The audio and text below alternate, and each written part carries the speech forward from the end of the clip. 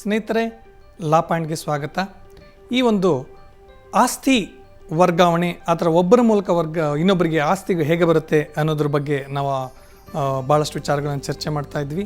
ಅದರಲ್ಲಿ ಮುಖ್ಯವಾದ ಒಂದು 4-5 ದಾಖಲೆಗಳಿದೆ. ಅವುಗಳ ಬಗ್ಗೆ ಕೂಡ ನಾನು ಇನ್ನೊಮ್ಮೆ ಅದನ್ನು ನಿಮಗೆ ಒಂದು ಏನು ಹೇಳ್ತಾರೆ ಅದ್ರ ಬಗ್ಗೆ ಇನ್ನೂ ಹೆಚ್ಚಾಗಿ ನಿಮಗೆ ತಿಳುವಳಿಕೆ ಇರಲಿ, ಅದೊಂದು ನಾಲೆಡ್ಜ್ ಇರಲಿ ಅನ್ನೋದ್ರ ಬಗ್ಗೆ ನಾನು ಇನ್ನೊಂದ್ಸಲ ಹೇಳ್ತಾ ಇದ್ದೀನಿ.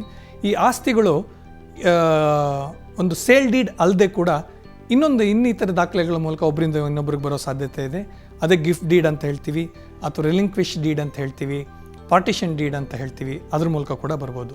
ಗಿಫ್ಟ್ ಡೀಡ್ ಅಂತಂದರೆ ತಮಗೆಲ್ಲ ತಿಳಿದ ಹಾಗೆ ದಾನಪತ್ರ ಅಂತ ಹೇಳಿಬಿಟ್ಟು, ಅಂದರೆ ಒಬ್ಬ ವ್ಯಕ್ತಿ ಇನ್ನೊಬ್ಬ ವ್ಯಕ್ತಿಗೆ ಆ ಒಂದು ಆಸ್ತಿಯನ್ನು ದಾನವಾಗಿ ಕೊಡೋಕ್ಕೆ ಇಷ್ಟಪಟ್ಟಿದ್ದಾರೆ. ಉದಾಹರಣೆ, ತಂದೆಯಿಂದ ಮಗನಿಗೆ, ತಂದೆಯಿಂದ ಅವರ ಹೆಂಡತಿಗೆ, ಅಂದರೆ ಗಂಡನಿಂದ ಹೆಂಡತಿಗೆ. ಮಗಾಟಾದಾಗ ಸ್ಟ್ಯಾಂಪ್ ಡ್ಯೂಟಿ ಇರುತ್ತೋ ಅದನ್ನು ಕೊಟ್ಟು ಕೂಡ ದಾನವನ್ನಾಗಿ ಪಡೆಯಬಹುದು. ಈ ರೀತಿ ದಾನಪತ್ರದ ಮೂಲಕ ಕೂಡ ಒಬ್ಬರಿಂದ ಒಬ್ಬರಿಗೆ ಆಸ್ತಿಯು ವರ್ಗಾವಣೆ ಆಗುತ್ತೆ. ಇನ್ನು ದಾನಪತ್ರದಲ್ಲಿ ಮತ್ತೊಂದು ಮುಖ್ಯ ವಿಚಾರ ಅಂದರೆ, ಕೆಲವೊಮ್ಮೆ ದಾನಪತ್ರದ ಮೂಲಕ ಒಬ್ಬರಿಂದ ಇನ್ನೊಬ್ಬರಿಗೆ ಆಸ್ತಿ ಬಂದಿರುತ್ತೆ.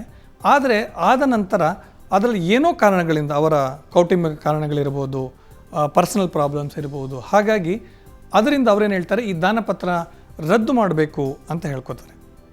ಕಾನೂನಿನಲ್ಲಿ ಇದಕ್ಕೂ ಕೂಡ ಅವಕಾಶ ಇದೆ.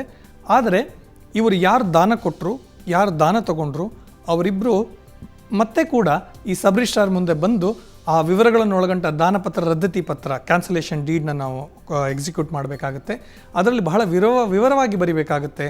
ಅಂದರೆ ಯಾವ ದಿನಾಂಕದಲ್ಲಿ ಅವರು ದಾನ ಕೊಟ್ಟಿದ್ದರು, ಯಾವ ಕಾರಣಗಳಿಂದ ಸಾಧ್ಯವಾದರೆ ರದ್ದು ಮಾಡ್ತಾ ಇದ್ದೀವಿ, ಇದಕ್ಕೆ ಸಂಪೂರ್ಣವಾಗಿ ಇಬ್ಬರು ಪಾರ್ಟಿಗಳ ಒಪ್ಪಿಗಿದೆ ಅನ್ನೋದನ್ನು ಬರೆದು ಅದನ್ನು ಮತ್ತೆ ರಿಜಿಸ್ಟರ್ ಮಾಡಬೇಕಾಗುತ್ತೆ.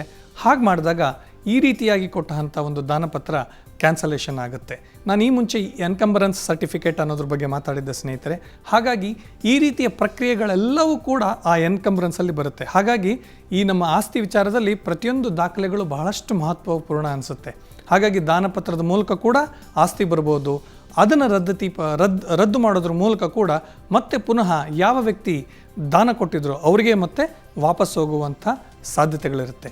ಈ ದಾನಪತ್ರ ಅಲ್ಲದೆ ಮತ್ತು ರಿಲಿಂಕ್ವಿಶ್ ಡೀಡ್ ಅಂತ ಅನ್ನೋದಿದೆ, ಪಾರ್ಟಿಷನ್ ಡೀಡ್ ಅಂತ ಅನ್ನೋದಿದೆ. ಅದ್ರ ಮೂಲಕ ಕೂಡ ಆಸ್ತಿಗಳು ಕೂಡ ಬರ್ಬೋದು. ಈ ರಿಲಿಂಕ್ವಿಶ್ ಡೀಡ್ ಅಂದ್ರೇನು, ಪಾರ್ಟಿಷನ್ ಡೀಡ್ ಅಂದ್ರೇನು ಅನ್ನೋದ್ರ ಬಗ್ಗೆ ನಾನು ನನ್ನ ಮುಂದಿನ ಸಂಚಿಕೆಯಲ್ಲಿ ಹೇಳ್ತೀನಿ ಸ್ನೇಹಿತರೆ. ನಮಸ್ಕಾರ.